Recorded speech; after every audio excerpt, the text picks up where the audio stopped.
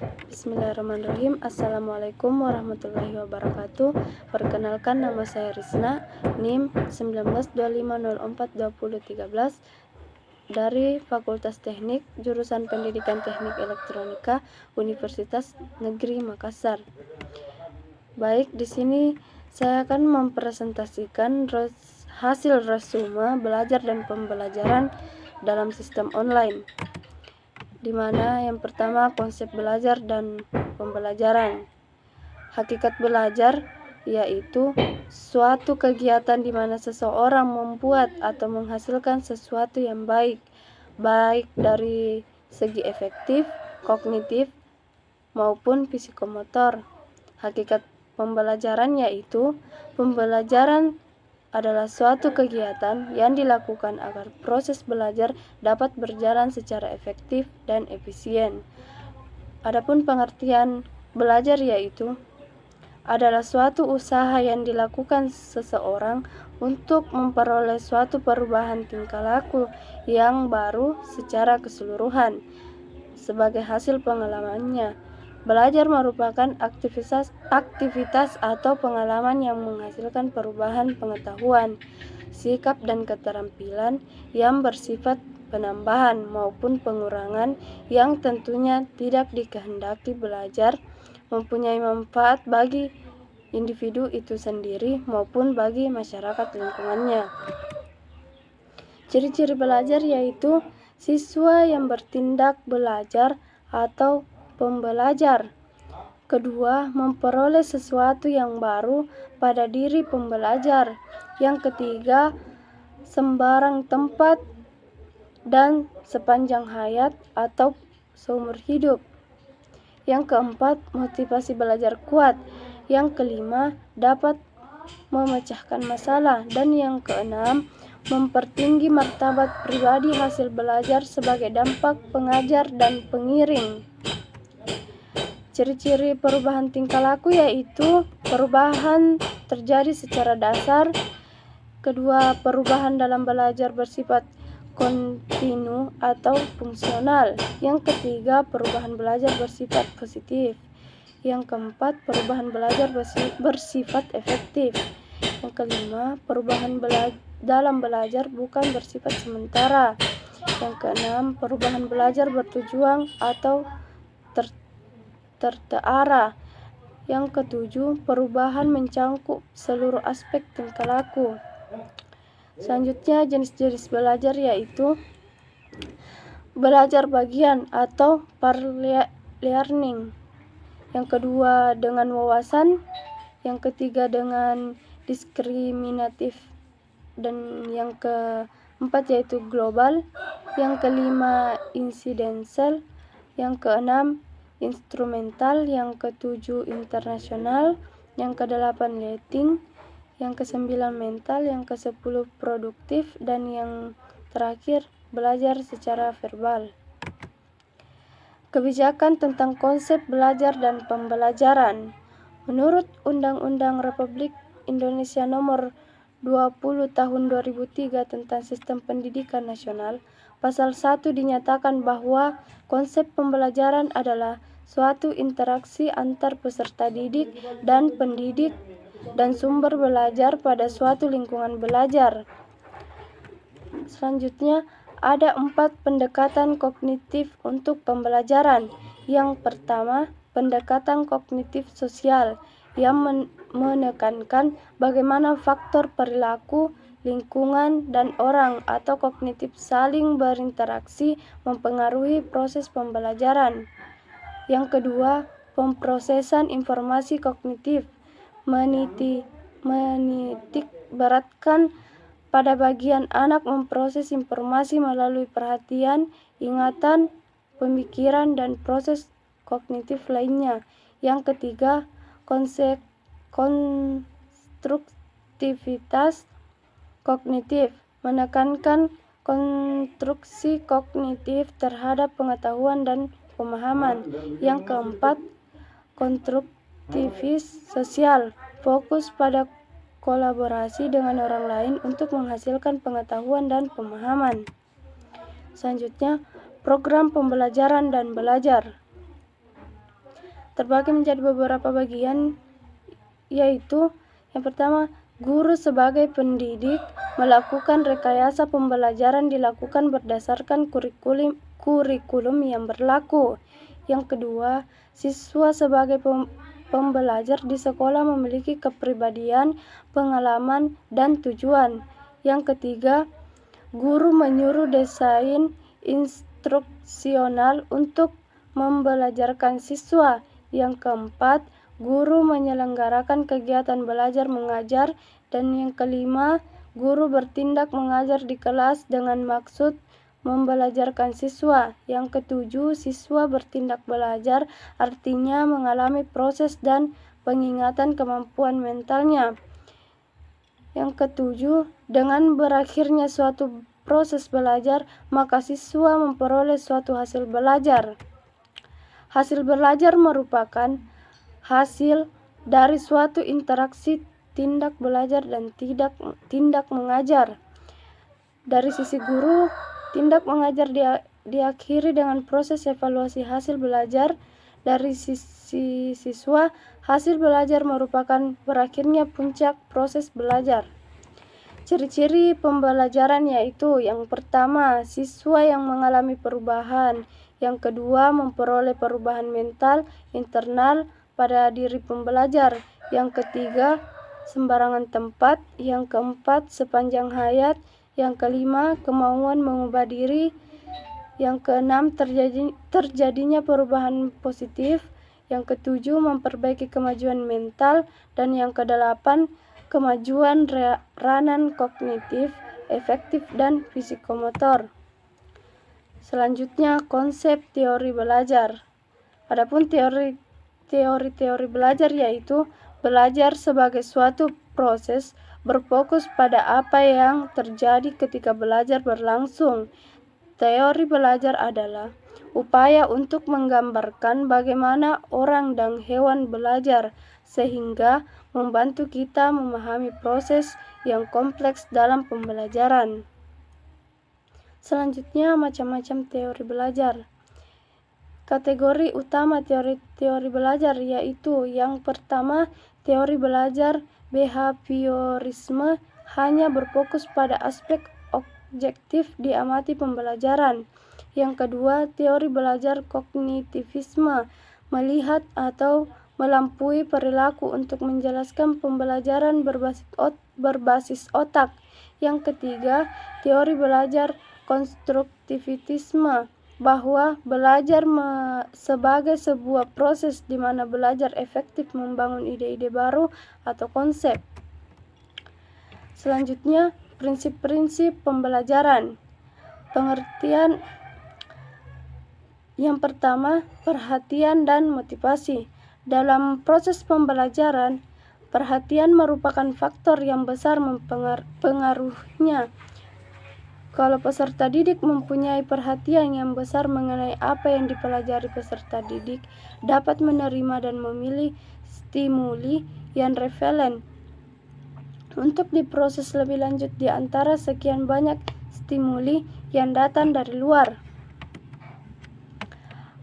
Selanjutnya, apabila peserta didik mempunyai motivasi, maka akan terjadi yang pertama, bersungguh-sungguh menunjukkan minat, mempunyai perhatian dan rasa ingin tahu yang kuat untuk ikut serta dalam kegiatan belajar. Yang kedua, berusaha keras dan memberikan waktu yang cukup untuk melakukan kegiatan tersebut.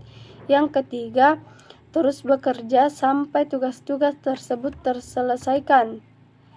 Yang kedua, keaktifan. John Dewey mengemukakan bahwa belajar adalah menyangkut apa yang harus dikerjakan siswa untuk dirinya sendiri, maka inisiatif harus datang dari dirinya sendiri. Guru hanya sebagai pembimbing dan pengarah.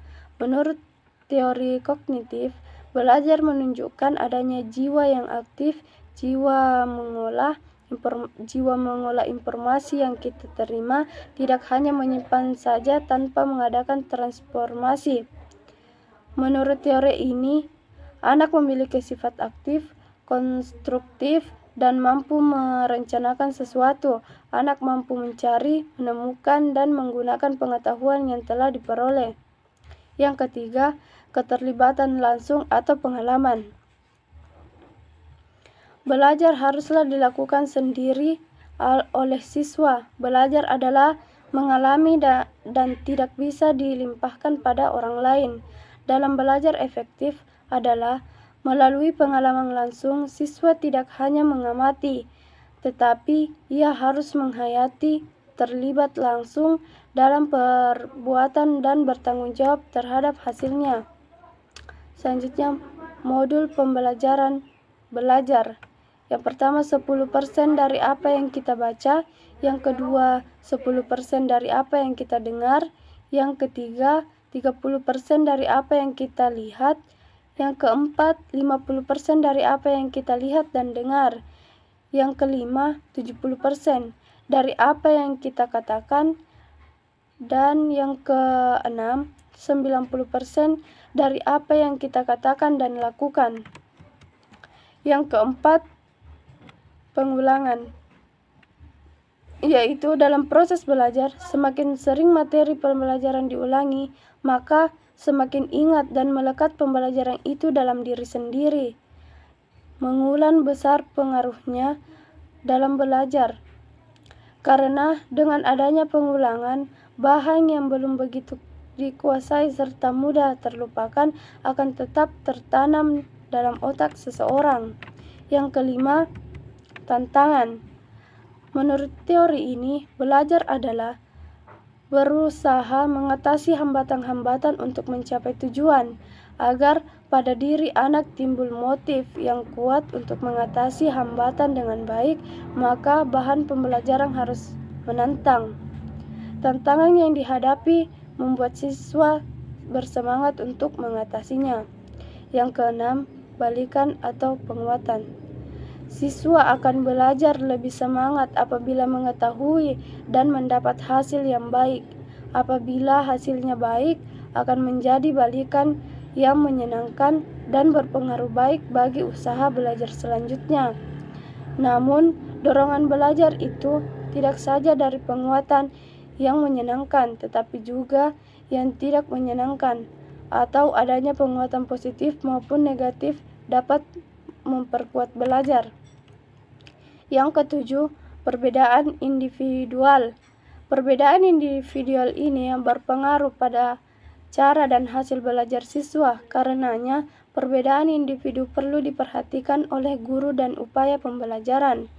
Sistem pendidikan klasik kurang memperhatikan masalah perbedaan individual. Umumnya, pelaksanaan pembelajaran di kelas dan melihat siswa sebagai individu dengan kemampuan rata-rata, kebiasaan yang berkurang lebih sama, demikian pula dengan pengetahuannya. Selanjutnya, pembelajaran kooperatif.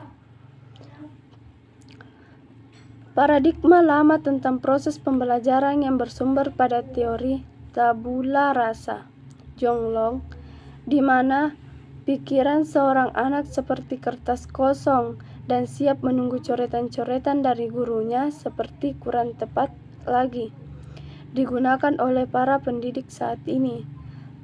Tuntunan pendidikan sudah banyak mengubah. Pendidikan perlu menyusun dan melaksanakan kegiatan belajar mengajar di mana anak dapat aktif membangun pengetahuannya sendiri.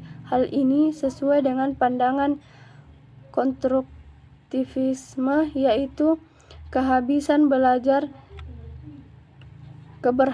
belajar tidak hanya bergantung pada lingkungan atau kondisi belajar, tetapi juga pada pengetahuan awal peserta didik.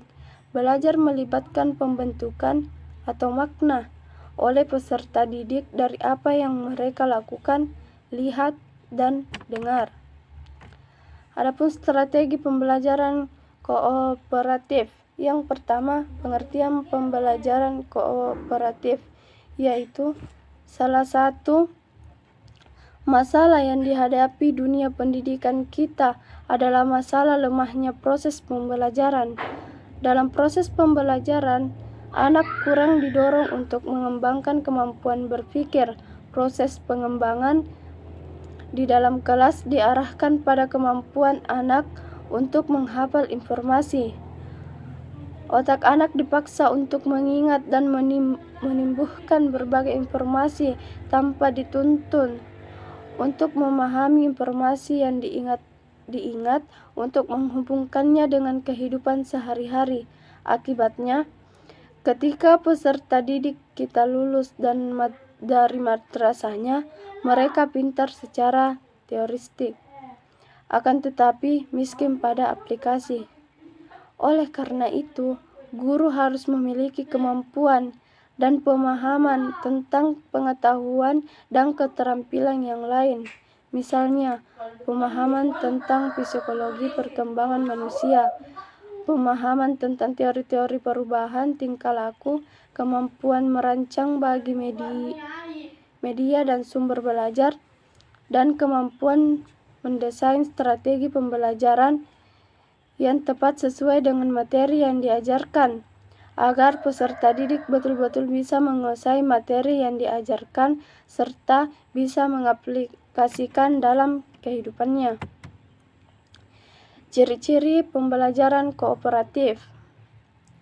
Yang pertama, peserta didik bekerja dalam kelompok secara kooperatif untuk menuntaskan materi pembelajarannya. Yang kedua, kelompok dibentuk dari peserta didik yang memiliki kemampuan tinggi, sedang, dan rendah.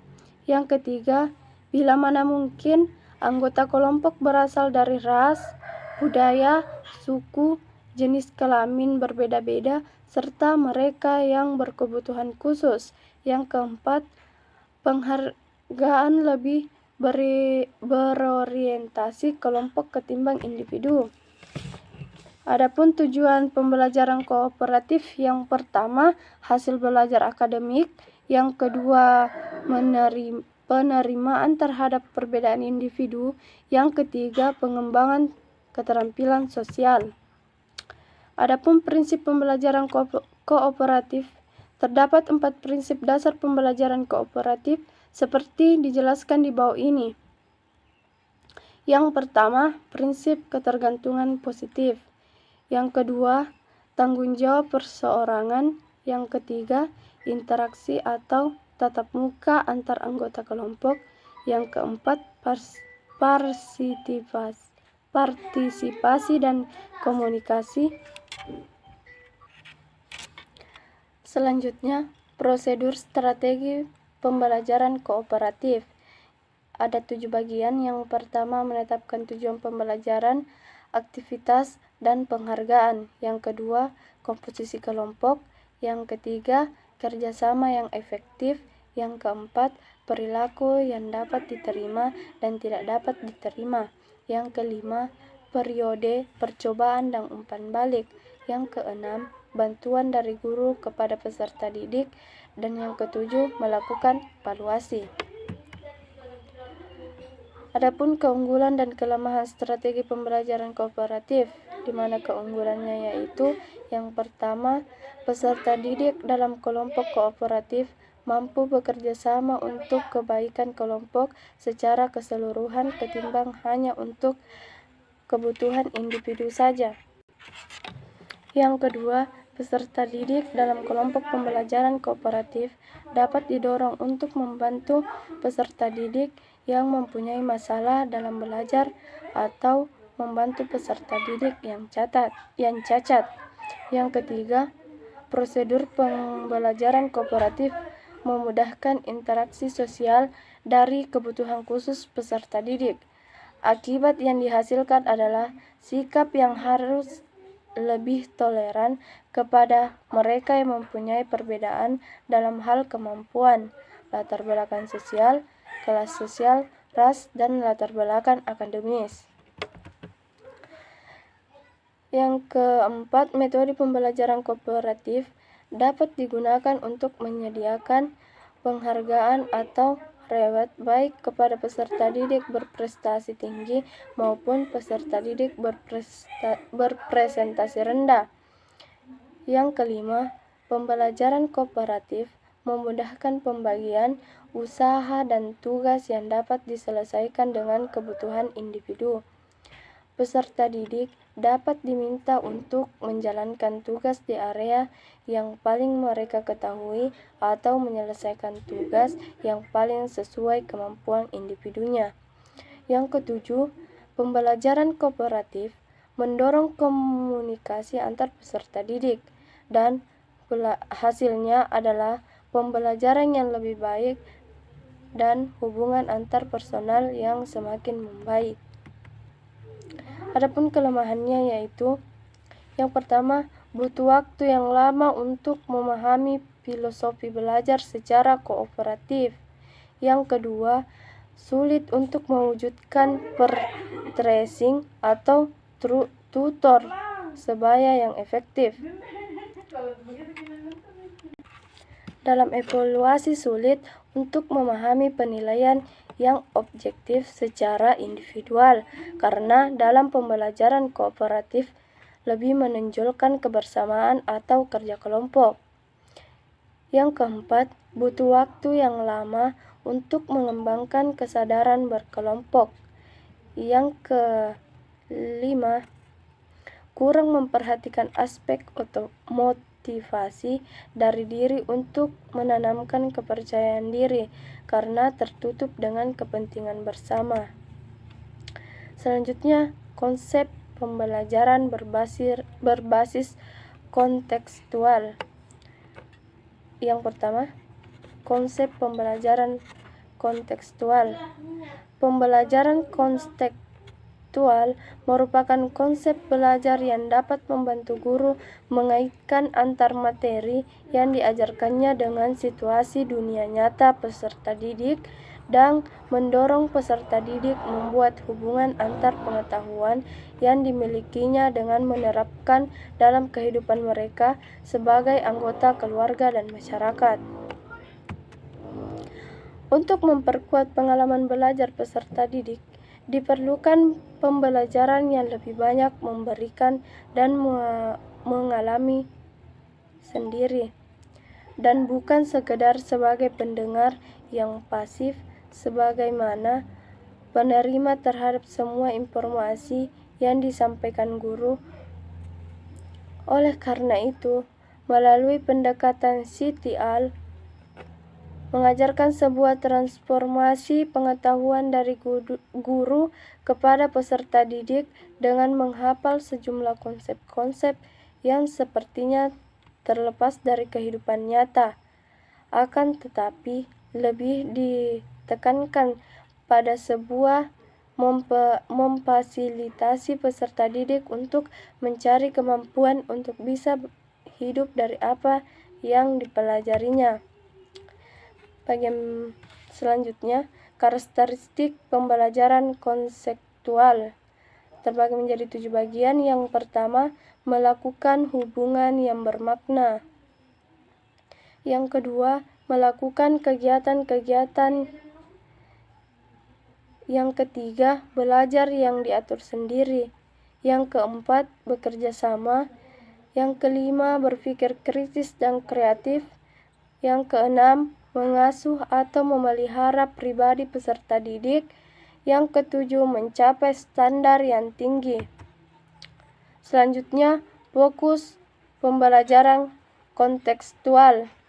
Yang pertama, belajar berbasis masalah atau problem-based learning, yaitu suatu pendekatan pembelajaran yang menggunakan masalah dunia nyata sebagai suatu konteks bagi peserta didik untuk belajar tentang berpikir kritis dan keterampilan memecahkan masalah, serta untuk memperoleh pengetahuan dan konsep yang esensi dari materi pembelajar. Yang kedua, pengajaran autentik atau authentic instruction, yaitu pendekatan pengajaran yang memperkenankan peserta didik untuk mempelajari konteks bermakna. Yang ketiga, belajar berbasis inquiry, yang membutuhkan strategi pengajaran yang mengikuti metodologi sains dan menyediakan kesempatan untuk pembelajaran bermakna. Yang keempat, belajar berbasis proyek atau tugas yang membutuhkan suatu pendekatan pengajaran komprehensif didik. Dapat dilakukan penyelidikan terhadap masalah autentik, termasuk pendalaman materi dari suatu topik mata pelajaran dan melaksanakan tugas bermakna lainnya. Yang kelima, belajar berbasis kerja atau work-based learning yang memerlukan suatu pendekatan pengajaran yang memungkinkan peserta didik menggunakan konteks tempat kerja untuk mempelajari materi pelajaran berbasis madrasah dan bagaimana materi tersebut digunakan kembali di tempat kerja. Yang keenam, belajar berbasis jasa layanan atau service learning yang memerlukan penggunaan metodologi pembelajaran yang mengkombinasikan jasa layanan masyarakat dengan suatu struktur berbasis madrasah untuk merefleksikan jasa-jasanya tersebut. Yang ketujuh, belajar kooperatif atau cooperative learning yang memerlukan pendekatan pembelajaran melalui penggunaan kelompok kecil peserta didik untuk bekerja sama dalam mencapai tujuan belajar. Selanjutnya, komponen belajar kontekstual. Yang pertama, konstruktivisme. Yang kedua, inquiry. Yang ketiga, bertanya. Yang keempat, masyarakat belajar atau learning community. Yang kelima, pemodelan atau modeling. Yang keenam, refleksi atau reflection. Yang ketujuh, penilaian nyata.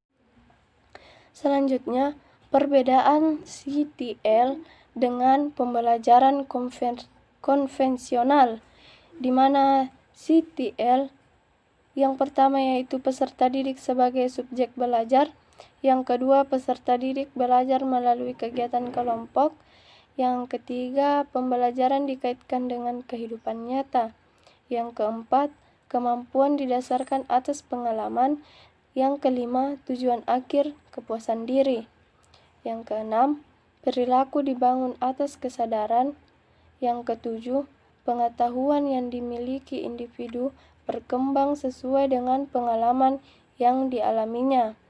Yang kedelapan, peserta didik bertanggung jawab dalam memonitor dan mengembangkan pembelajaran. Yang kesembilan, pembelajaran bisa terjadi di mana saja. Dan yang kesepuluh, keberhasilan pembelajar dapat diukur dengan berbagai cara. Sedangkan pembelajaran konvensional yaitu yang pertama, peserta didik sebagai objek belajar, yang kedua peserta didik sebagai lebih banyak belajar secara individu, yang ketiga pembelajaran bersifat teoristik dan abstrak, yang keempat kemampuan diperoleh dari latihan-latihan, yang kelima tujuan akhir nilai atau angka, yang keenam perilaku dibangun oleh faktor dari luar, yang ketujuh pengetahuan yang dimiliki bersifat absolut dan final, tidak mungkin berkembang. Yang kedelapan, guru penentu jalannya proses pembelajaran. Yang kesembilan, pembelajaran terjadi hanya di kelas. Dan yang kesepuluh, keberhasilan pembelajaran hanya bisa diukur dengan tes. Sekian presentasi yang sempat saya sampaikan. Lebih dan kurangnya mohon dimaafkan. Assalamualaikum warahmatullahi wabarakatuh.